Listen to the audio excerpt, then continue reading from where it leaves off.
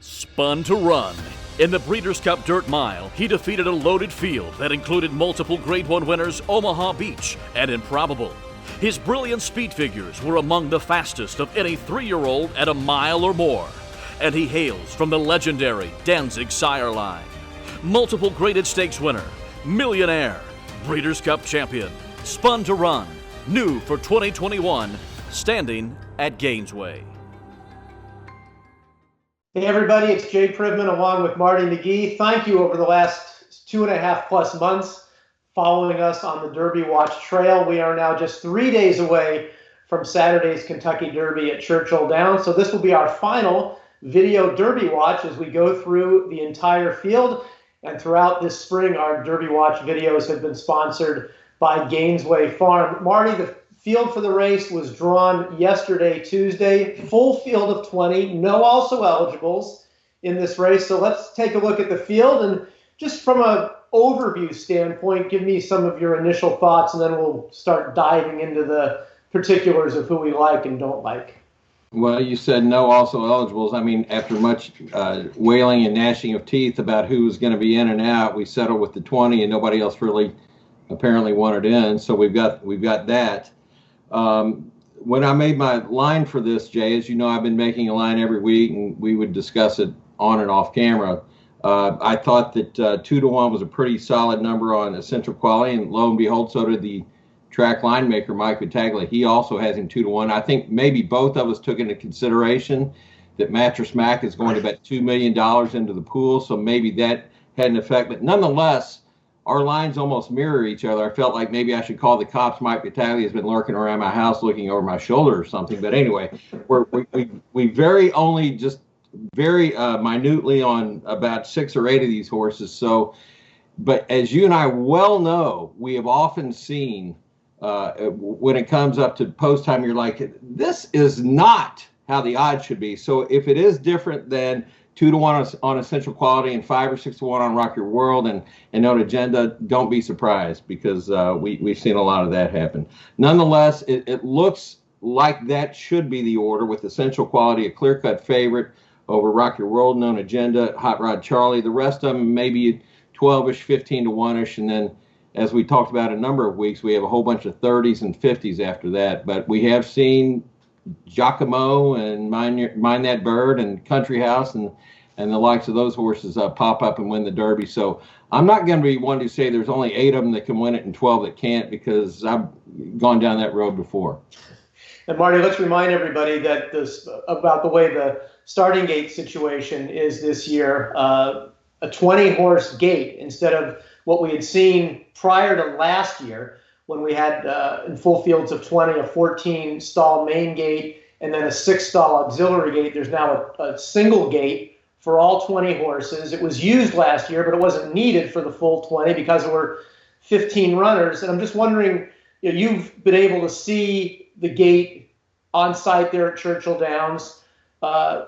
You've seen where it's positioned for 1.25 mile races. In the past, people have been concerned, and I think rightly so, if you draw the rail, because you really had to kind of make a right-hand turn leaving the gate.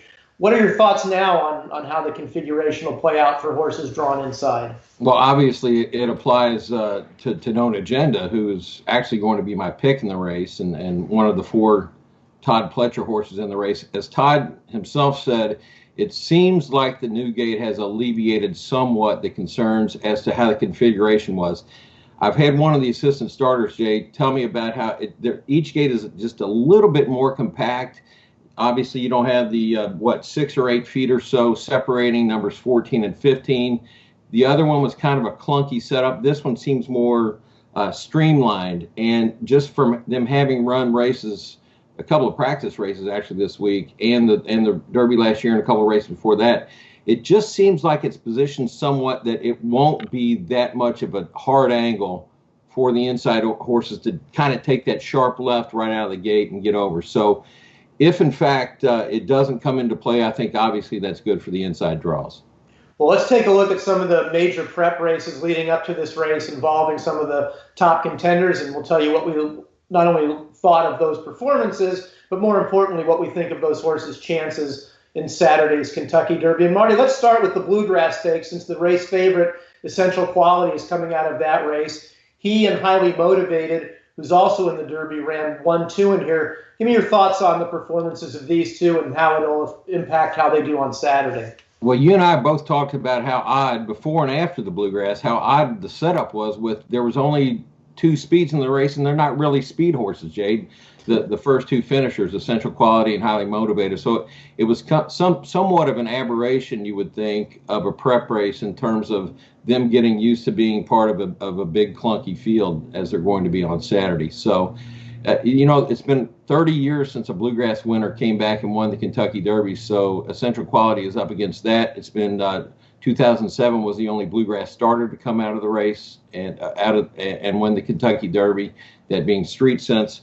So there's that kind of history going again. Nonetheless, we do have we have 3 or 4 or 5 horses out of the Bluegrass. So correct me on that. We have the top 2, and we have Hidden Stash, and we have Keep Me in Mind.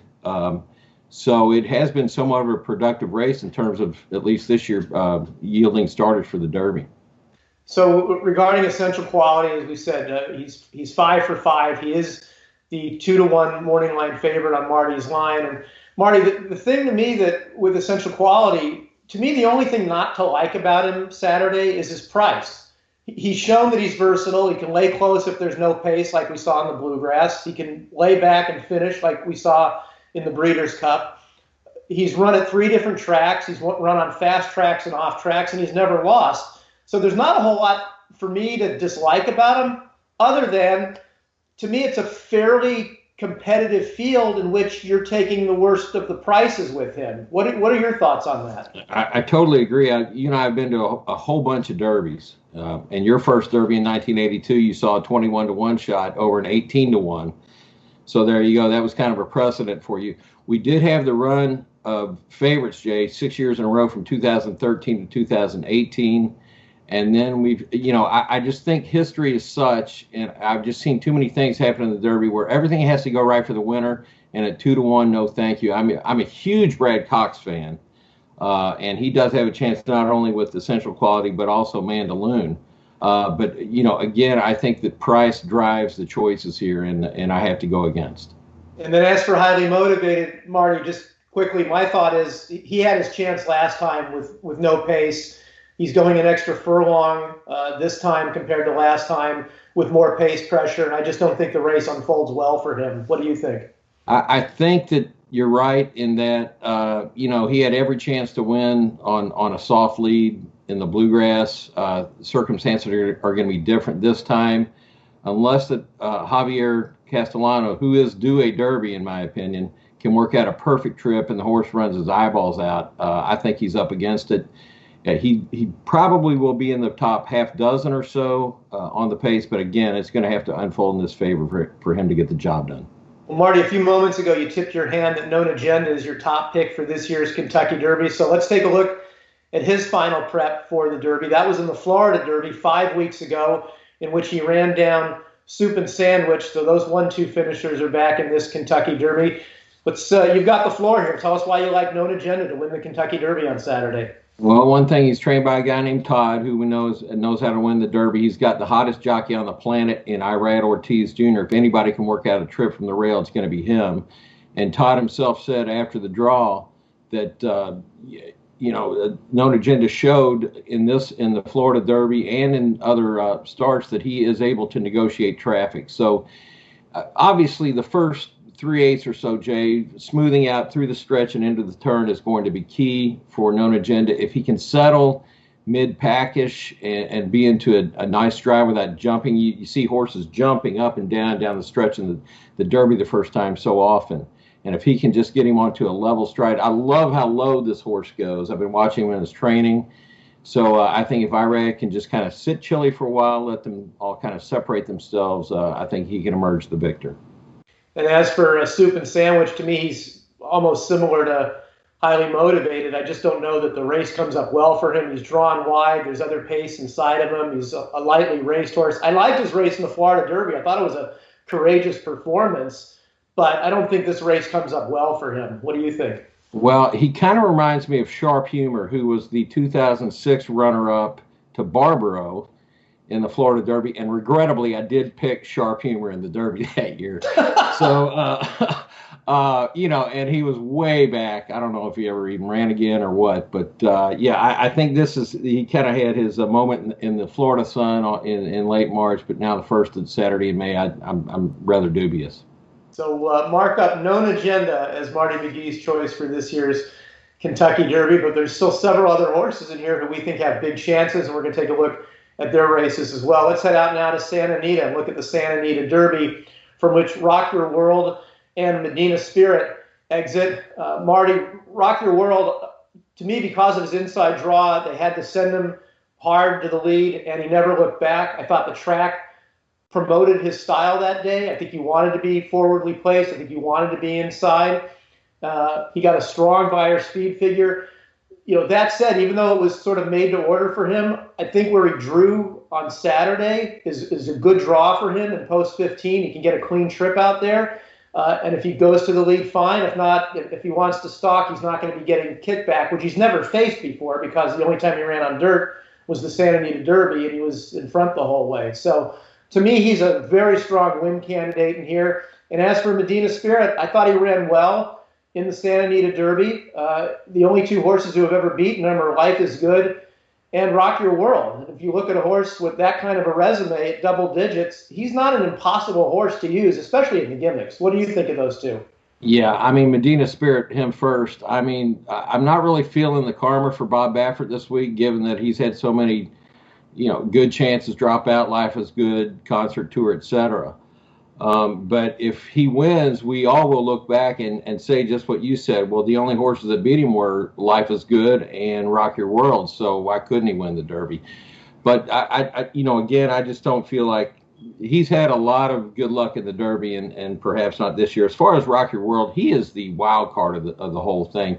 He might, Jay, get some pace pressure from his outside in Soup and Sandwich, because you would think that might be the only strategy that they might have to win. I'm talking about Soup and Sandwich. But Rock Your World, John Sadler insists he can rate off another horse or two or three or whatever it takes and go on. But again, with Rosario, with the 100 buyer, which is the highest in the field, he will take a lot of play in there. And to me, if he folds up, it might be no holds barred for the rest of the field if he can't take them to the quarter pole or so. But I've got to fade him in here just because he's just so unproven under these types of circumstances.